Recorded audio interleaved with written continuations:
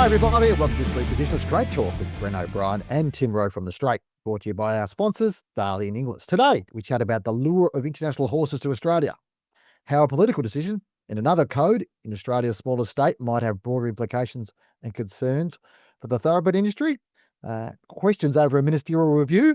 We chat to Darley's Alastair Pulford about the upcoming breeding season, too darn hot, and the expectations of a new Godolphin era.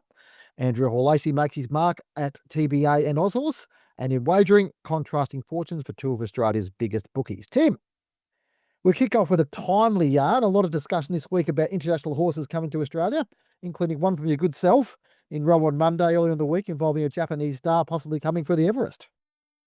Yes, the Invincible Pupper, a Shalar sprinter that was actually, Shalar bred here at Arrowfield and sold at Easter, bought by the Japanese, and they've bought quite a few Southern Hemisphere bred horses and taken them back to Japan. Obviously, Home Affairs Sunlight filly this year's gone to Japan, but he looks quite good. Invincible Puffer won on the turf on Sunday. How he stacks up, I'm not across the Japanese form, but when you look at the Everest, outside Kaying Rising, Private Harry, Briaso's taken. Who do you go to? He's an X Factor sprinter. Who's to say he can't give some cheek? And Inglis is an English graduate. Inglis this year are back in the fold, I believe, looking for a horse rather than they leased it out the last couple of years to Entain and NZ Tap. So, they look preferably a English graduate, and he potentially could fit the bill. And I'm told that possibly some other partners might be willing to sort of go in with Inglis, whether it's in their interest to do that. But I know there's certainly some talks behind the scenes, possibly that, maybe Inglis could de-risk with some partners there on the slot this year. Yep, it's interesting. One of course, we've got a Japanese runner confirmed for the Golden Eagle this week, Panjatawa, and you chatted with Navesh Ramdani last week, and you've also been chatting with Paul Bloodworth, who does the recruitment for Racing Victoria and does a lot of travel as well. I mean, there's an article up on the Straight at the moment. What did you learn out of that, Tim? What did you learn out of sort of how these guys are going about their business of recruiting international horses and why it has become more important? Well, I guess, as I was up there only a couple of weeks ago, and Adrian Beaumont from International Racing Bureau, who's sort of contracted on a retainer to the ATC, Racing Victoria, pretty much nearly every jurisdiction around the world.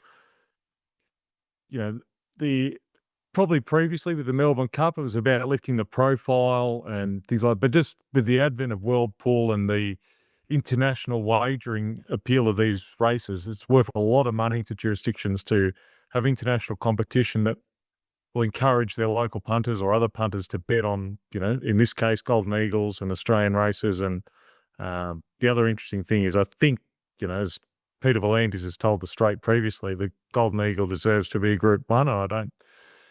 Even the most ardent critic would argue it probably should be a Group 1. And that would allow it to possibly at least campaign and press to be included on the World Pool calendar, which would be worth a lot of money and possibly try and then pay for itself. It is, a $10 million race, a lot of money. So that's, I think, now why the ATC, all that funding, also the tote World Pool funding goes directly to the ATC as opposed to Racing New South Wales. And I know, Bren, you've reported previously that Kaying Rising could be worth $1 million to the ATC. Navesh did suggest that may be a touch high, but I guess it depends how parochial the Hong Kong punters are come, Everest Day, and, how they want to support their local superstar. What is interesting around this stuff is obviously then if you're bringing the Golden Eagle as a World Pool meeting, it's obviously the same day as Victorian Derby, which is already a World Pool meeting as it is. So whether they then combine those meetings, probably similar to what they've done with the Everest and the Caulfield Cup over time. It does change things around a bit, and it has changed their priorities. So it is a very interesting time. I guess back in the 90s, we saw, international expansion and going to recruit these international horses as an exercise in, I guess, growing the profile of a race like the Melbourne Cup. But it's not about that as much anymore, because if you can get more people and more eyeballs on your products from a wagering perspective, then there's value in that, both from the PRA point of view and the club point of view as well. News this week out of Tassie about the greyhound ban. It broke on Saturday night. There's a question about relevance it has to the thoroughbred industry. Obviously, I penned a column on Sunday talking about really it should send a shiver across all racing codes about the dangers of politics and racing, because this decision has sort of come out of nowhere 3 weeks ago, a little over 3 weeks ago, when just before he went to the polls, Jeremy Rockcliffe sent a letter around to participants in the greyhound racing industry saying he's the Premier of Tasmania, was very committed to the future of all three codes. And 3 weeks later, he said they're going to wind up greyhound racing effectively by 2029 by pulling the plug on $7.5 million of government funding, which highly unlikely that greyhound racing can exist within that. What it does say beyond the greyhound aspect is that there obviously are people out there, Tim, and we know there are people out there that are got a stated objective to end racing of all forms, and they want to end racing, and that's their democratic right to express that view and go and, gather the support that they need around that. I disagree with those people clearly, but I don't disagree with the fact that they've got the right to put their view forward. In this situation, they've done a very good job of leveraging their political heft and got themselves in the right room at the right time in order to negotiate their way into a position of strength and effectively in greyhound racing. Who's to say in 10, 15 years' time, Tim, we're not having a similar conversation about horse racing and suddenly it becomes a public campaign? Because there are people who are heavily against horse racing. And regardless of the fact it's a big industry or whatever else, Tas Racing estimated greyhound racing was worth about $50 million to $60 million to the Tasmanian economy. Well, that hasn't meant much, has it? It's in a space of a minute's notice. They will lose a code. It becomes a game of increments. And those who are in that position where they want to see the end of competitive animals and sports and stuff like that, they see it as cruel, for right or for wrong. And I'd say it's probably wrong. They now have a blueprint which they can go to town on. So for me, it's a concern, Tim. I know you hold similar sort of ideas that the thoroughbred industry can't afford to sit on their hands on this, because I know a few people I've spoken to are like, "Oh, well, it's only the dogs in Tassie. Why would we care?" For me, there's the implications of it extend far beyond that. I've got a bit more question to you. I'm New South Wales, and so I was around and felt compelled at the time to write to my local member about when New South Wales, Mike Baird and the coalition ran through a ban on greyhound racing, and our esteemed member at the time, Darryl Maguire, now disgraced, was probably rather feathering his own nest, and he spoke out against, calling for a ban on greyhound racing. Good on you, Darryl.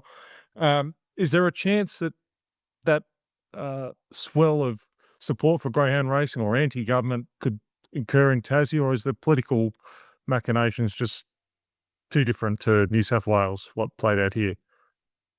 I think that the challenge for that is that there was a clear wedge in New South Wales between, Nationals and Liberals, which, it sort of was able to create a political wedge to be able to utilise that. I'm trying to sort of think back to that situation. And this situation, Liberals got 14 seats. They need 18 to rule, and they need the support of the independents to actually get into power and maintain power. And that's the reality of it. There's been no one in the Liberal Party that's come out and said much. The Labor Party have said very little about this, apart from the fact they don't agree with it. Dean Winter, the opposition leader, is an avid supporter of racing, all three codes. The only person that's come out and said something about it has been the shooters and fishers guy that got in, probably quite surprisingly. So I think from a political point of view, there's not a lot here, but I think because it's a 4-year process, there is an opportunity to have a little bit more of a groundswell and bring that back. Now, as I said, whether you believe greyhound racing needs to clean up its act, needs to work through things or whatever else, that's fine. But then the other thing too, Tim, just to put into this, and I'm going to put a bit of a bow around this after that because we don't want to talk about this all day. But what is significant about this is some of the concerns or a significant amount of concerns raised about greyhound racing in Tasmania has been around about integrity and the integrity function. That is blatantly the fault of the current government, who botched the entire integrity review over the space of 4 or 5 years and finally got something through in the last 12 months.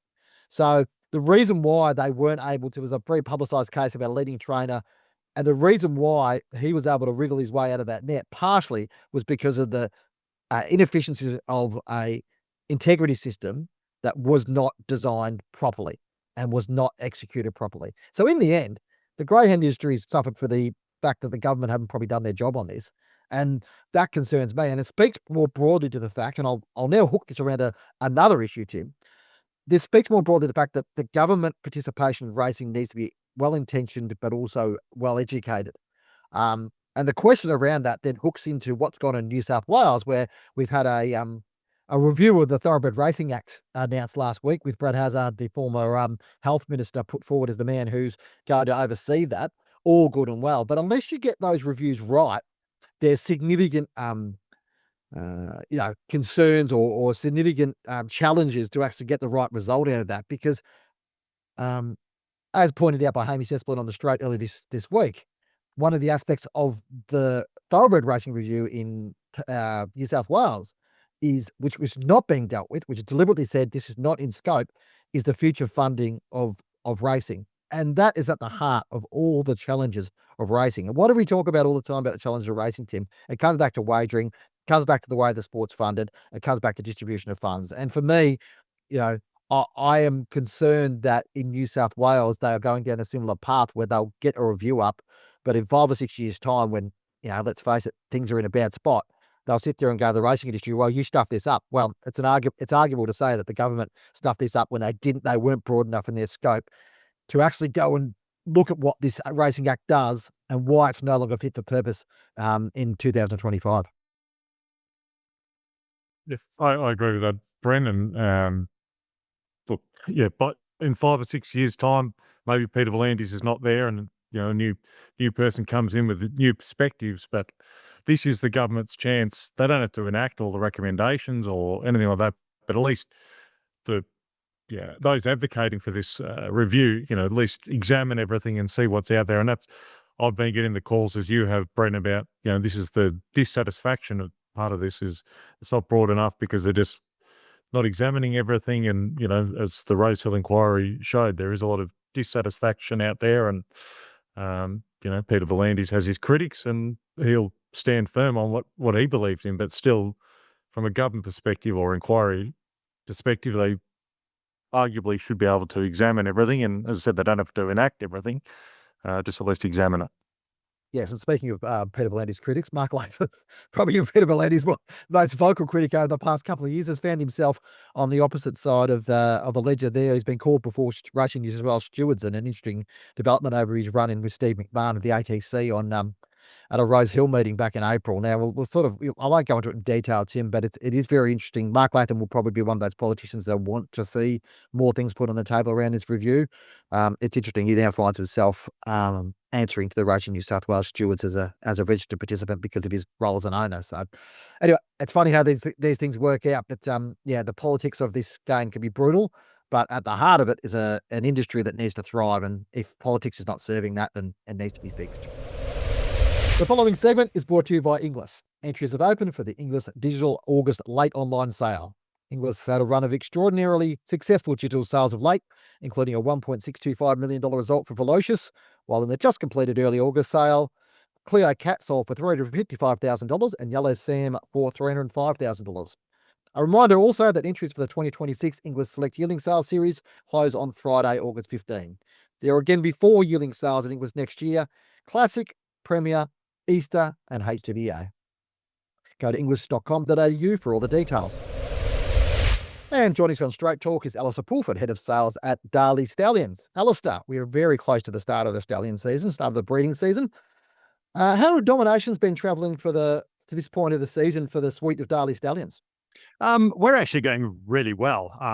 We're blessed this year with a roster that's got quite a few stars in it. And what happens, we found that when you're doing business with people who want to get into horses like, Two Don Hot or Animo or Traffic Warden or Broadsiding for, or any of those, Harry Angel, it pulls in more business. So whilst there has been talk that studs are slow, I think there was an article in one of the papers the other day that bookings have been slow. We're not finding that. We're certainly, we're well ahead of where we were this time last year, but but we had a reasonably tough year last year. But this year we're going super. We're flying. Very happy. So we've got horses, as I mentioned, Two Don Hot fully booked, Animo fully booked, Broadsiding fully booked, Harry Angel fully booked, Traffic Warden fully booked, and Bivouac very popular, Pinatubo increasing in popularity, Cylinder going really well second year, Native Trail going okay second year. So Street Boss doesn't have to cover a big book, and he's nearly at at his limit. So yeah, no, we're very, very positive at this stage. It's looking good. I'll jump in on that question. Obviously, you've got a couple of new additions to the team in broadsiding and traffic warden, as you mentioned. What's the opportunity there for breeders, you think, with those stallions and those two respective young stallions? Well, broadsiding's the most expensive first season sire in Australia this year, and justifiably so. Obviously, he was champion 2-year-old. I'm sure he'll be champion 3-year-old from the season just finished. 4-time Group 1 winner, really top horse, and by the sire of the moment and Too Darn Hot. So he's got a lot going for him. He's out of a street crime mare, so he's got that in an advantage too. So yeah, he's got plenty going for him. He's great looking. He had that 2-year-old ability that everyone looks for, but he obviously extended that out as a 3-year-old. He's pretty easy to mate to. He's a lovely looking horse, quite a lot like his father in many respects. So he's an easy horse to mate to, and he's been very popular since we announced him. Traffic warden, likewise, who just lived in his shadow in the racing stable slightly, particularly in the Golden Rose when he was nutted by not very much. It was probably 20 or 30 centimeters. But he's by Street Boss, who just keeps doing it for us. He's been such a great stallion for us. Obviously, Animo leads the way, and then Tentress and Tempted this season. But Traffic Warden, early on he was the number 1 seed for the stable, and he ran in the Golden Slipper and the Sire's Produce. Ran very well, and then he was a multiple Group 2 winner. Just failed in 2 Group 1s. So he was a proper racehorse. He's out of an exceed and sell mare from one of our great families. So he's been very popular too. And the more people get to see him, the more he filled up. We have closed his book now, but it took probably a few weeks longer, probably a month or 2 longer than broadsiding did.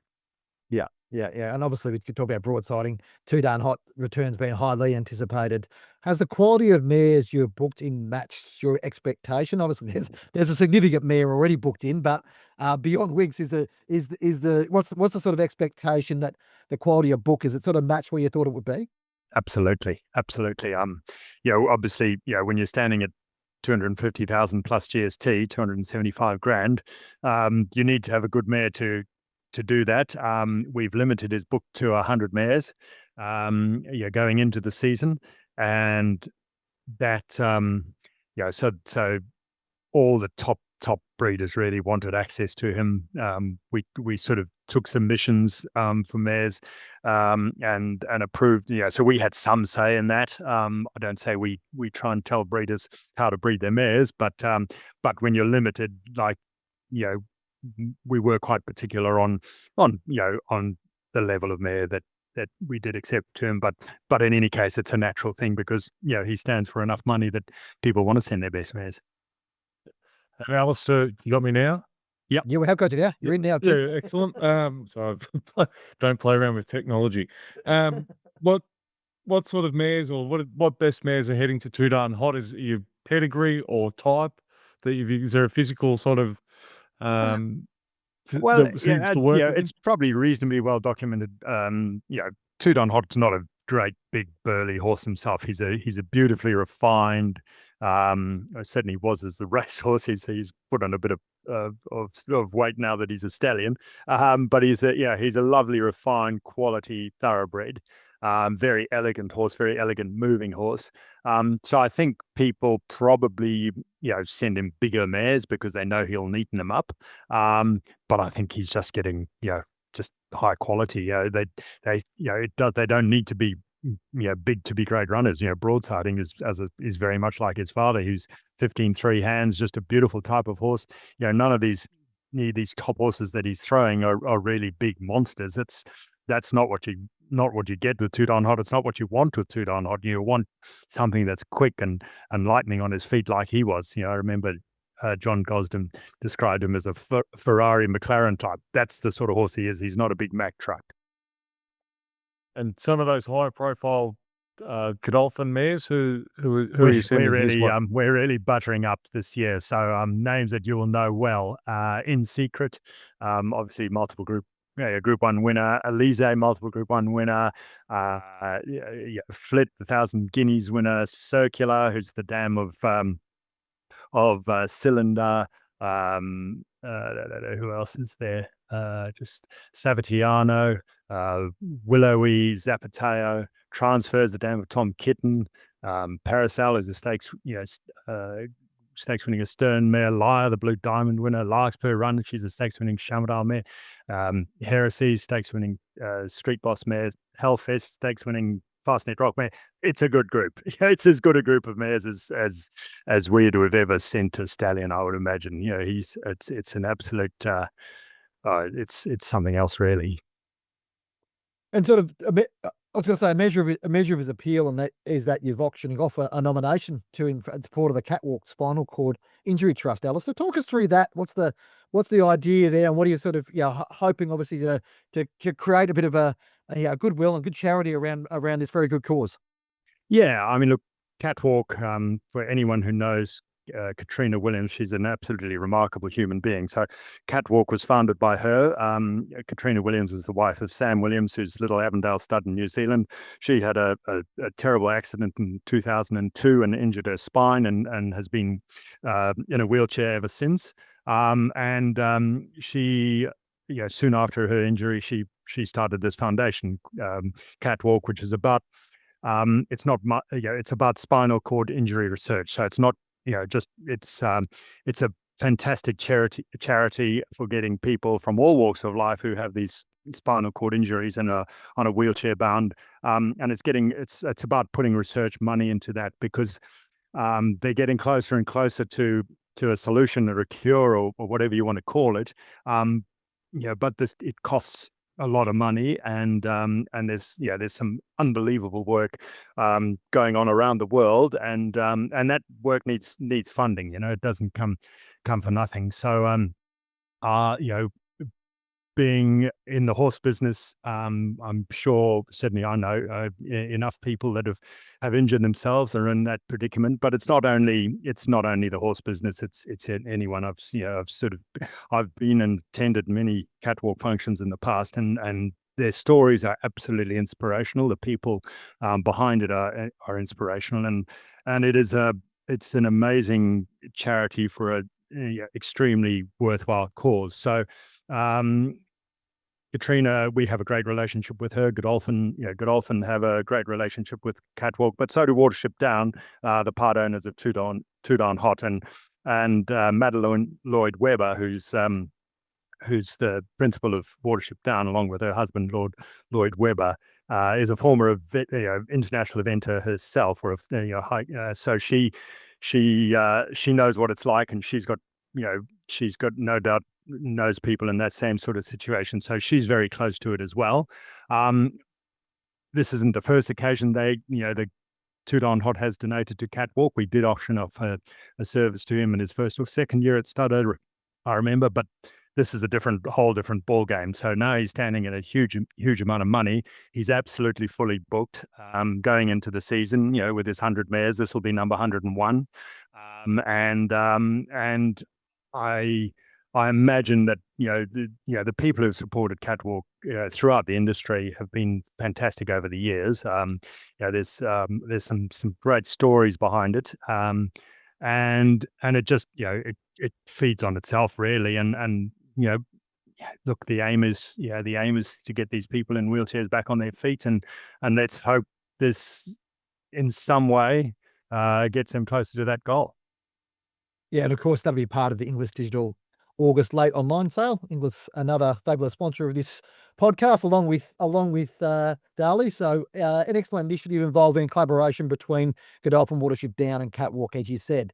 And I would certainly encourage it will be lot one in that late August sale. So just everyone pay attention to that and make sure that you obviously want to have a nice mare to go to him. But I think it's an extremely worthwhile cause. It's 100% of the proceeds will be going to charity. So it's very, very worthwhile. Just one other aspect we want to sort of touch on, Alastair, is a new era for Godolphin from a racing sense with a move to a public training model.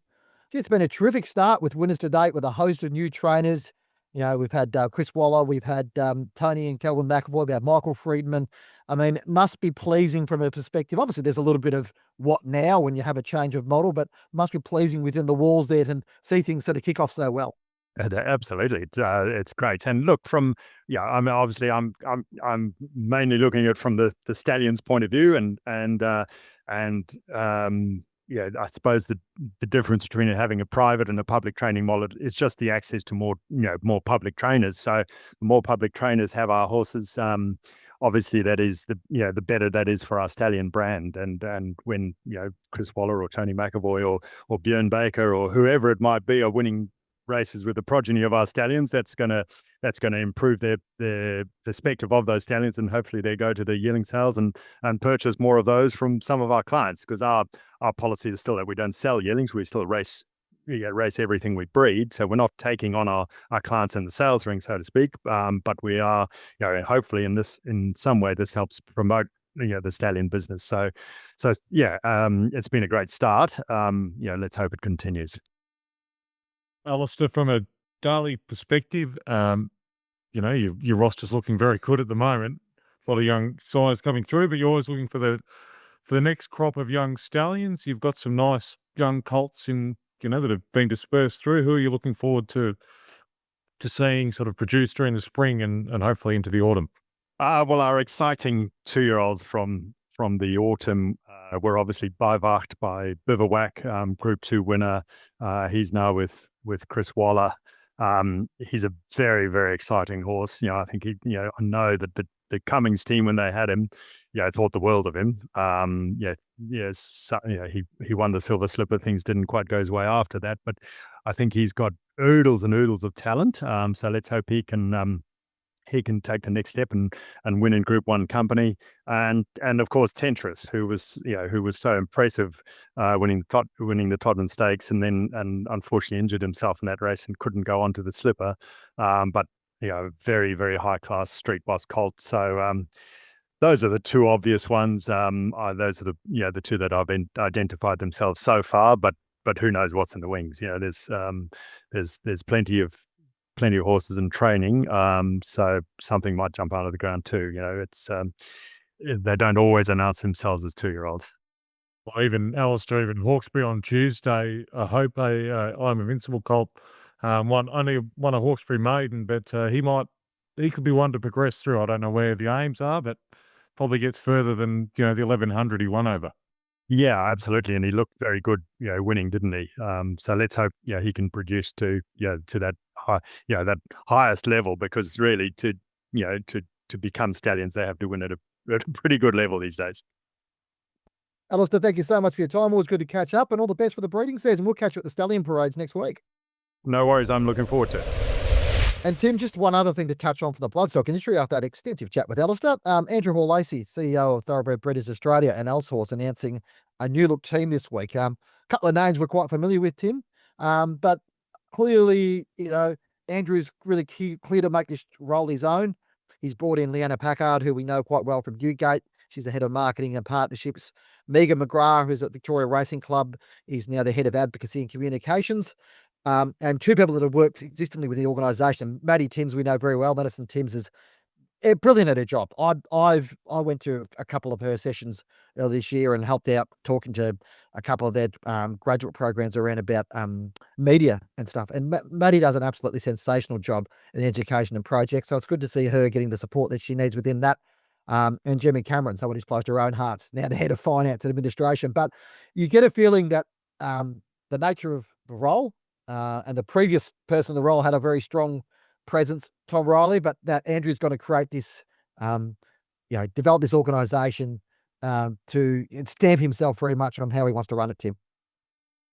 Absolutely. And there's, all those people you mentioned got from, as you said, from my experience, huge work ethics, as you say, with Maddie Timms and, Leanna Packard. She's been integral under sort of Henry Field, the growth of Newgate for the last, I'm not sure when she started exactly at Newgate, but, certainly the last 5 to 8 years, huge growth at Newgate, and she's been pivotal to that. So TBA and Aushorse, it's a small organisation that cover a lot of ground, do a lot of different things. So you do need a work ethic, and Andrew's brought in some good people that I'm sure will be able to take it to the next level and keep doing what they're doing and more.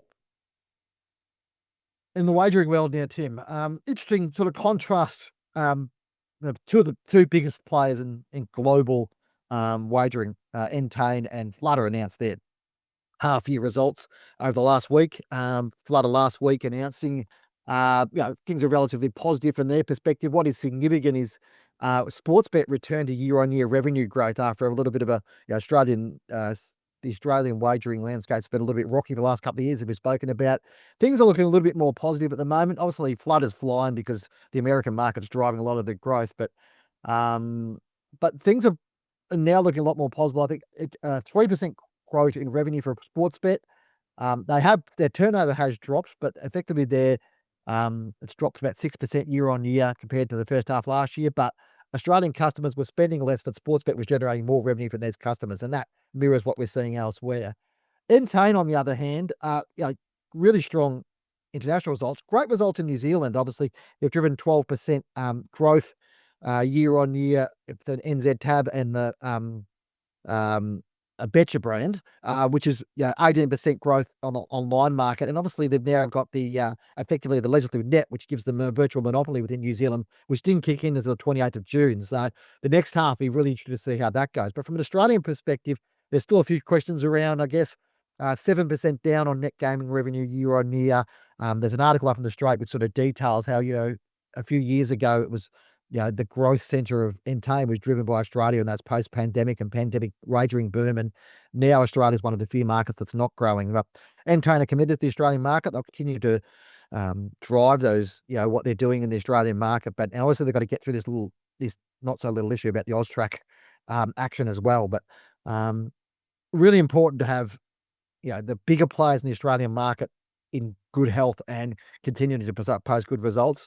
In that regard, it was a positive for the industry to see Sportsbet do well.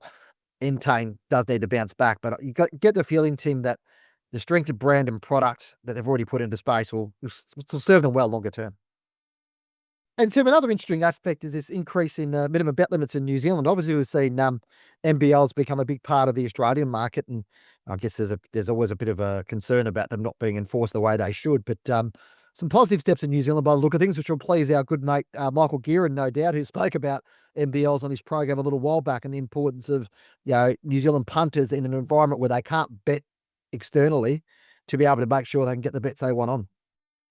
But on Wednesday, it was confirmed, and they, in effect today, that certainly, punters on a Saturday, Kiwi punters could get on to win 5,000 with NZ tab through their accounts, and plus Betcha. So if that's 1,000, so effectively to get on to win 6,000, which is not a bad bet. I'm sure there's some that would want more, but that's a very small percentage. And I think even sports betting NBLs, which aren't in place here, harness racing on a Friday night can get on to win 5,000. Even, there's a lot of Kiwi punters that like betting on Australian racing, obviously. They can pretty much match the Australian NBLs with $1,000 and $2,000. So, they're going to be able to get a reasonable bet on. Not won't serve everyone, but at least genuine NBLs. I think just it's good for the New Zealand industry to have that certainty from a punter's perspective and confidence to be able to bet if they wanted to have a decent bet to win a reasonable amount. Yeah, and I guess the reality is if you're only dealing with one company and two brands, enforcing those NBLs is probably a lot easier as well because you're only dealing with one lot of people. So I think that's important from that perspective. There might be a few Australians looking to get a Kiwi passport, Tim. We've got to go to a news section now on Straight Talk. Shout out to Talia, who does our recording and our production stuff here. She's been organising a few questions to push out online and people to come back to questions to Tim and I, which we'll attempt to answer from our audience. So we've got, I think, 3 or 4 questions to have a look over here, Tim. First one to you, Tim. and this is from probably, it comes from Will Johnson, actually, again, another friend of the program. Do Australian training methods get the best out of horses? Japan and Europe clearly do things differently for seemingly far superior results at the highest level. No, that actually wasn't from Will Johnson. I must correct that. That's from someone else. But he asked if Australian training methods get the best out of horses. Tim. Well, I'll frame it this way. The facilities, as I keep saying, having been in Newmarket and what people have shown me, I've seen in Japan and saw some vision this week from Shanti. It's just very different with the staffing levels. In Australia, most trainers, not all, as Lindsay Parks and a few, and Kieran Maher's got facilities, but for the most part, they're trained on course. Limited staff or track riders shortages. They're in and out, probably every half an hour. They can't spend 2 hours on horseback, just long, slow work, which develops stayers, I guess. That it's just a different game, and you can argue Australians, supposedly the best sprinters in the world, and part of that would be the facilities and the way they train is shorter, sharper work. But in England, some of those a trainer that has 100 horses in work might only send out 3 or 4 strings, so to speak. So that's 4 trips over 6 or 7 hours. That's just not possible in Australia. There has to be shorter, sharper work because of the labour force, and just track shut at 9 o'clock in the morning. Ballarat might be a bit later, but even Caulfield back when it was open, I think it was shutting at 8 or 8:30. So limited time to get your horses worked, and I think it's more to do with facilities and the environment rather than natural trainers, so to speak. Yeah, and I'd probably argue that too, that the results, to say that they get more superior results in Japan and Europe. Japan's different, and they do travel, but they do have an elite system there, which is, the structure of the system is a lot different as opposed to the structure of the training system. I'd argue that Australia punches above its weight, certainly when it comes to sprinters and the horses that we're good at. Anyway, this one is from Will Johnson. What is the potential reason and consequence of the significant drop in Caulfield Cup and Cox Plate nominations? Or is it just a yearly anomaly? That's Tim, I'll let you answer that because you've had a chat with Paul Bloodworth, as I mentioned, in the last couple of days. Well, for some background, I'm sure anyone listening to this would know that most Victoria brought in, pretty stringent veterinary rules, and they've changed them a little bit this year, make it a little bit easier for imports.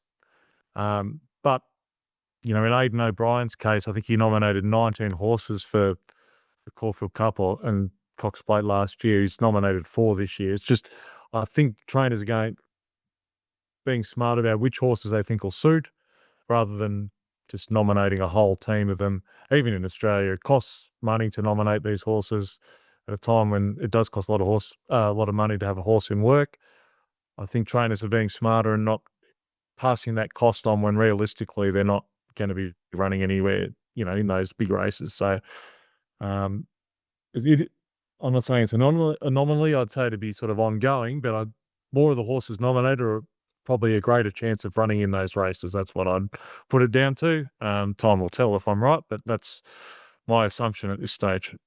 Yeah, there's less of those sort of optimistic roll of the dice types now that are just sort of throwing in a nom for a horse that probably's got no hope of getting there. The next question, probably best that I answer, is about how many racehorses are currently registered in Tasmania? What's the figure, say, 10 years ago? Is there a decline? How many registered trainers, jockeys? How do participants survive? How many meetings compared now? Okay, so what I'll say is that hasn't been a significant downturn in Tasmanian racing in terms of numbers over that time. The amount of meetings hasn't changed greatly. Prize money's gone up. Turnover's gone up. So there's argument to say that probably the challenge in Tasmanian racing is probably, there's a couple of aspects. One's the fact is the amount of horses being bred in Tasmania has dropped significantly.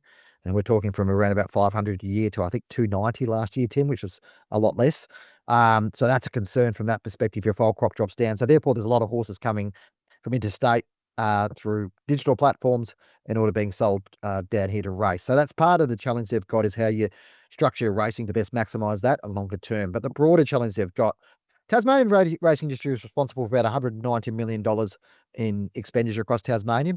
Over $100 million that comes from the thoroughbred industry. It is a very valuable industry. We've seen this week that doesn't ever count for much, but the reality is things are relatively healthy. Certainly from an integrity perspective, things are a lot better than where they were. A lot of the jockeys still fly in, fly out, which is not ideal.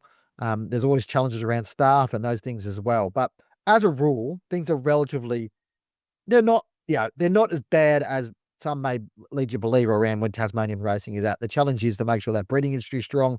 I believe there'll be a series of announcements in the next couple of weeks, which will be a significant boost to that, as well as various other sort of platforms and looking to support Tassie racing. Tas racing are working very hard to fix a lot of the issues that they've got. I don't believe that Tasmanian racing is any more danger than any other industry around Australia. However, it has it's walking on a thinner tightrope. So that's probably part of the challenge. As we're seeing, the politics can play out where they are. Tim, on to the next question now. Is Rosehill on the verge of being phased out by Racing New South Wales due to the non-sale by ATC members and the relocation of the Golden Eagle? Funny how things work. They announced it on Friday that it's going to Randwick, and Randwick's washed out on Saturday. It's just sometimes you can't make these things up. They've invested a lot of money in Randwick. They say it attracts bigger crowds, and it probably does. Catering wise and all. The club probably makes more money out of it, but it comes down to the amount of money spent on marketing as well, on the Everest and different things like that. Sydney still needs Rosehill. They need it. Randwick can't sustain the extra number of meetings that Rosehill hosts. It's in my opinion, a good betting track. So, yeah, in the short to medium term, I can't see any changes. They might, as I said, feature spring and autumn races. Probably, they'll want them at Randwick, but as a whole, Rosehill is a very important part of the Sydney racing ecosystem and will remain that way for the foreseeable future, I think. Yeah, and I don't know what the precise terms around this, but it's fair to say that the Golden Eagle is a Racing New South Wales race and the Golden Slipper remains an ATC event. So the ATC will have the rights around that and where that sits. So, the Golden Eagle move been mooted for a while now. It's just sort of interesting to see how that plays out. Final question, which I'll get on to, Tim. Will any race club disclose any net revenue from Whirlpool?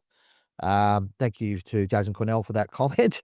My answer to that question would be, it's very hard to find anything about where a lot of this revenue comes from. And some of the clubs are more transparent than others. Consistency would be awesome.